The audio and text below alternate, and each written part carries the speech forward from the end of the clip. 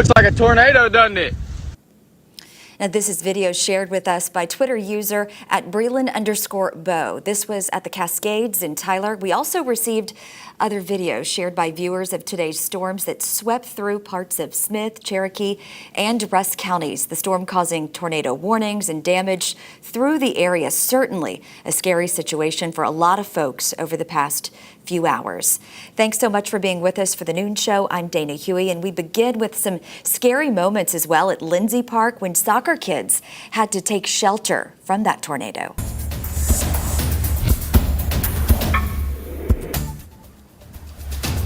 We started to see it was funneling. The tornado was starting to shape and it was really dark in one area. So we all got into the bathroom and sheltered immediately. And we ducked our heads and I was really scared. That's a first-hand account from a soccer camper who was at Lindsey Park when the tornado hit. First, they took cover under the pavilion and then 2 more times in a bathroom. We're told about 40 or so kids were there at the time. And the National Weather Service has canceled all tornado warnings in East Texas for now. The storm leaving behind that mess at Lindsey Park. Channing Curtis is live there now taking a look at all of the damage. Hi, Channing.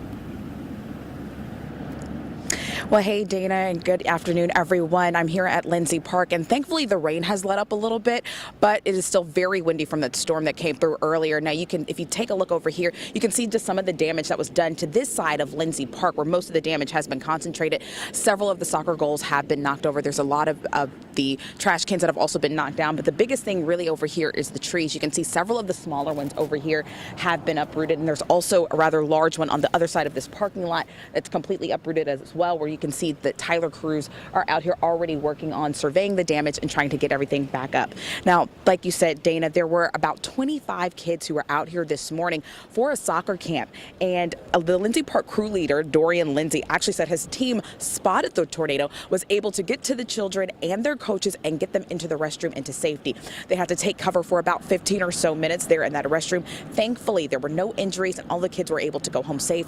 However, the rest of the soccer camps for the rest of the day have been canceled. Now, of course, we will be continuing to keep an eye on these storms throughout the rest of this afternoon and this evening, both on air and online at CBS19.tv and, of course, on our CBS 19 mobile app. We've got you covered, Tyler. Channing Curtis, CBS 19. Thank you so much, Channing.